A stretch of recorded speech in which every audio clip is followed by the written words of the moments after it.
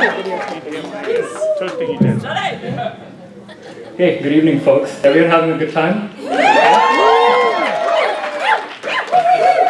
Hey, now, I've known Rohit for a very long time.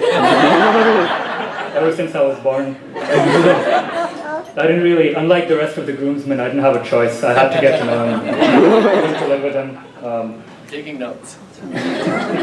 But yeah, having known him, my whole life as my older brother, it's pretty surreal to see him getting married to someone as lovely as Kara. Because I knew Rohit back when he was this scrawny little kid. Unfortunately, I was scrawnier, so he used to beat the crap out of me. He's kind of a jerk, actually. But that's why it's weird to see that he's blossomed into this gentleman worthy of Kara's attention. It's pretty remarkable, pretty unexpected, actually. But no, in all seriousness, he's been a great older brother to me. He's always been around when I needed advice or guidance, and there are a lot of stories I could share to sort of illustrate that, but this is a best man speech, so I'm going to go with one of the more embarrassing stories I can think of. It's not too bad. So it's one time when we were kids, Rohit and I were watching TV in the living room, and my parents were hanging about nearby, and we're watching TV, and this ad shows up for Durex condoms. I was pretty young at the time. He was probably early teens. I didn't know what a condom was. So, him being my mentor, guide, older brother, I decided to ask him in a very loud voice, what's a condom? Where do you buy these? Why do people use these? Have you used one? What is this? And he just turns red in the face and looks at me and does this. It's not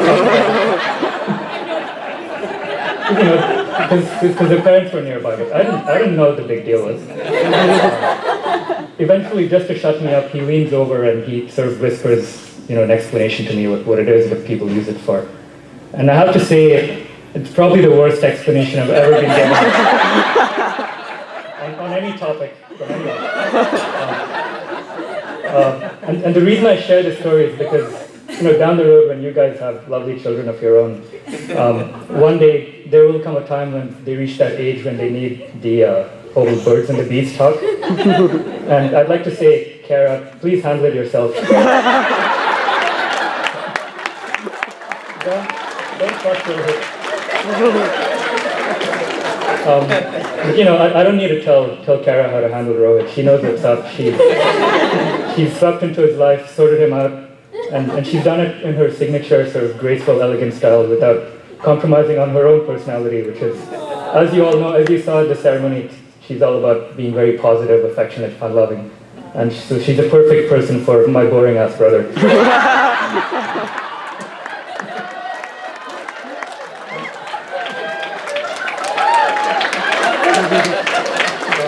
So yeah, Rohit's changed in a lot of ways since Kara came into the picture. For instance, back in the day, he used to have this sort of long, fashionable, or what he thought was fashionable hairdo.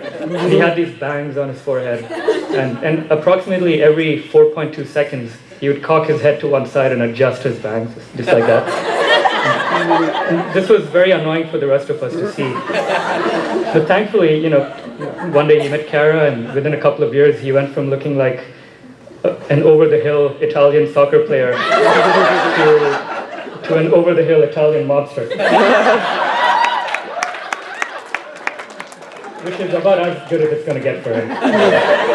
But in closing, I'd like to honestly, genuinely thank Kara for coming into Rohit's life, because despite the occasional bad haircut and the numerous ass whoopings I've received, he's actually a really great guy, and he deserves the very best. And with Kara, that's exactly what he has.